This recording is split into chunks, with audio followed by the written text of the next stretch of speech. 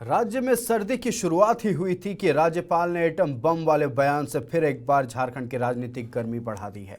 राज्यपाल के छत्तीसगढ़ में दिए गए बयान पर झारखंड में सियासी पारा बढ़ने लगा है।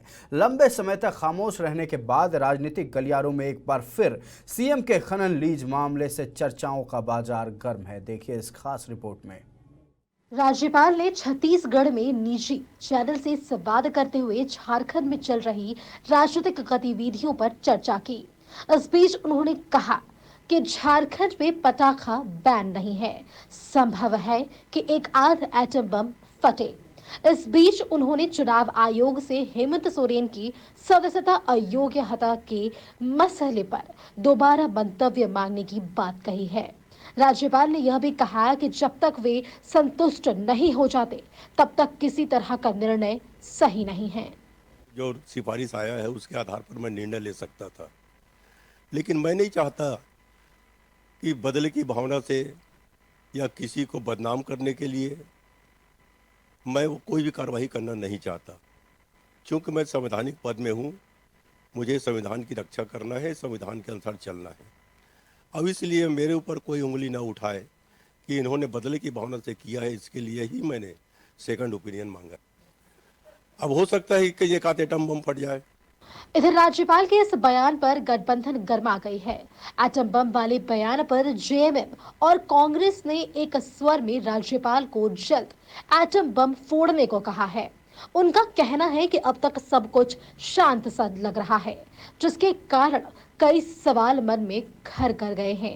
एटम बम फटने से कम आवाज तो होगी, लेकिन उस आवाज की प्रतिक्रिया भी होगी, जिसकी आवाज उनके एटम बम से अधिक होगी। उनका ये अधिकार है कि वो एटम बम फोड़े, नाइट्रोजन बम फोड़े, हाइड्रोजन बम फोड़े, फुलझड़ी छोड़े, छुरछुरिया छोड़े, उनको जो छोड़ना है वो छोड़े। लेकिन लगातार कई महीनों से जो इस राज्य में अस्थिरता का माहौल महामहिम पैदा कर दिए हैं, उस अस्थिरता के माहौल से इस राज्य को निजात दिलवा दें, चाहे वो नाइट्रोजन बम ही क्यों नहीं फोड़ते, लेकिन कम से कम अस्थिरता का माहौल से निजात तो मिले। माननीय राज्यपाल महोदय का आया है, मुझे लगता है बहुत दुर्भाग्यपूर्ण है। एटम बम की बात झारखंड में, हम लोग तीर धनुष वाले लोग हैं, आदिवासी मूलवासी झारखंडी लोग हैं। हमको लगता है कि बम फटेगा तो उसकी आवाज सुनाई देगी, गूंज सुनाई देगी, लेकिन उस गूंज के बाद उस गूंज की गूंज भी सुनाई देगी, ध्वनि की प्रतिध्वनि भी सुनाई देगी। इसका आभास मुझे लगता है न केंद्र की सरकार को है न राजभवन को है। आने वाले दिनों में आप जितना प्रताड़ित करेंगे युवा मुख्यमंत्री को, जो जनमानस में जो एक नायक की भूमिका में झारखंड में अपने कर्तव्य पर अडिग है और पूरे राष्ट्रीय स्तर पर जिसने एक अलग पहचान बनाई, आप उनके जनादेश से विचलित होकर आप राजनीतिक रूप से उसे परास्त नहीं कर पा रहे हैं। आप गेन केन पराक्रम असंवैधानिक तरीकों से कहीं न कहीं सरकार को पदच्युत करना चाहते हैं। वहीं भाजपा ने राज्यपाल के बयान का समर्थन किया।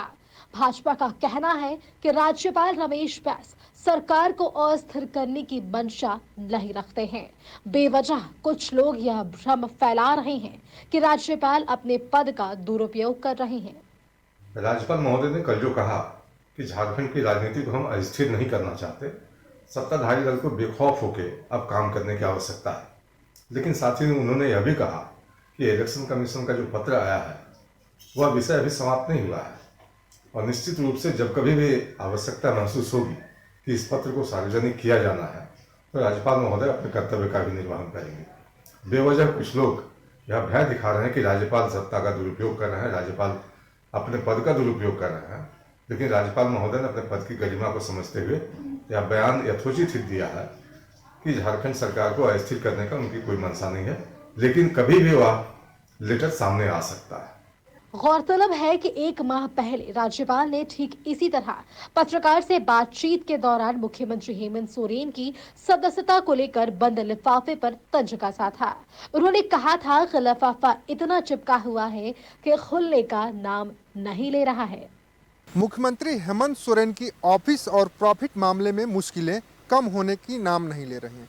कभी राज्यपाल कहते हैं कि निर्वाचन आयोग द्वारा भेजा गया लिफाफा खुल नहीं रहा, तो अब छत्तीसगढ़ में गए राज्यपाल का कहना है कि झारखंड में पटाखे बैन नहीं हैं, एकाक एटम बम कभी भी फूट सकते हैं। अब इस बयान को लेकर राजनीतिक चर्चाएं होनी शुरू हो गई है। सत्ता पक्ष का कहना है महामहिम राजभवन को राजनीतिक अखाड़ा नहीं बनाएं, तो विपक्ष यानी बीजेपी अलग सुर अलाप रहा है। अपने सहयोगी ओम प्रकाश के साथ मैं राहुल कुमार, लाइव 7।